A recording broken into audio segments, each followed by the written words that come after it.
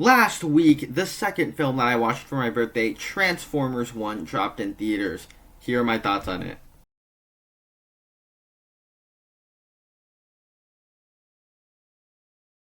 Hi, my name is Nathan, and I like to talk about a lot of movies on this channel. If you're new here, down below in the comment section, share what you thought of Transformers 1 over on my channel. I have more content like this. Check those out once this video is over. And if you enjoy this video, click the like button and be sure to subscribe because that really does help a lot.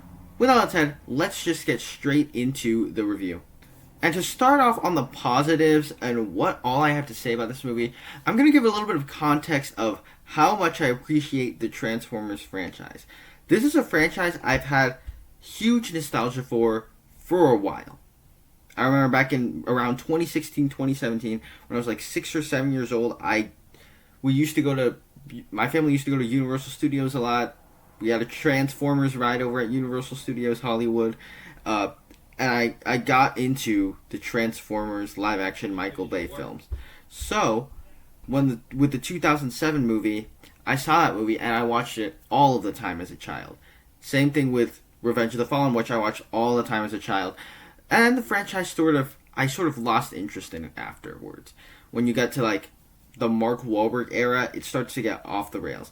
Just in general, I'm just not the biggest Transformers fan like I was when I was a child. I think some of the humor is a bit juvenile. When they announced that they were doing an animated prequel, I didn't know what to make of it.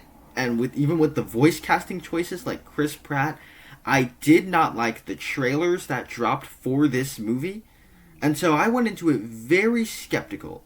And adding on to that, it released on my birthday. So I didn't know if it was going to be a massive disappointment the way that I saw Expendables 4 on my birthday last year. I didn't know if it would be a massive disappointment like that movie was. And I am happy to report this is such a pleasant surprise. And I think of all of the Transformers movies, this is easily the best film in that franchise that we've gotten. And for several different reasons, some of which are really obvious. First one to start off talking about here, it's an actual Transformers movie. Whereas all the live action films kind of play out the Transformers as sort of side characters, while our human characters are the leads. But I guess aside from Bumblebee, none of our human characters are actually all that interesting in and of themselves. They're charismatic, they're charming, you like to be around them, but that's not what you want to focus on. This is a Transformers movie that is set fully on Cybertron as a prequel, and the main characters are Transformers. There are no humans, just Transformers. So that is one of the obvious reasons why this is my favorite Transformers movie yet. And because of the focus on the bots, you really do just get it's really kind of the first time you get a Transformers experience. You're not just that outsider that's swept away into this world with our lead character. You're with the Transformers. And with our Transformers characters, you care about them. And the movie, because you care about the characters, it can lead to some big, gigantic emotions. In particular, with Optimus Prime, who previously was named Orion Pax, and Megatron, previously named D16. So you get a prequel with Optimus Prime and Megatron, and you care about them.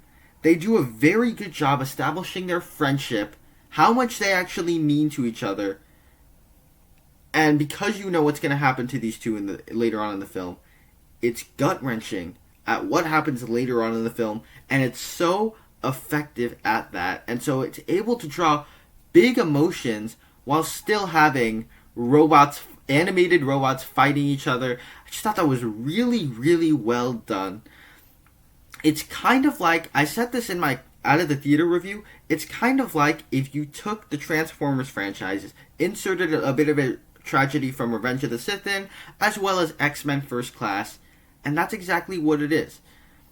And it fleshes out the Transformers a lot more in a way where I never thought you could really do that. In particular with Megatron, in the live action films that follow up this film, it always used Megatron as like a threat that needs to be stopped, of course, in the live action films.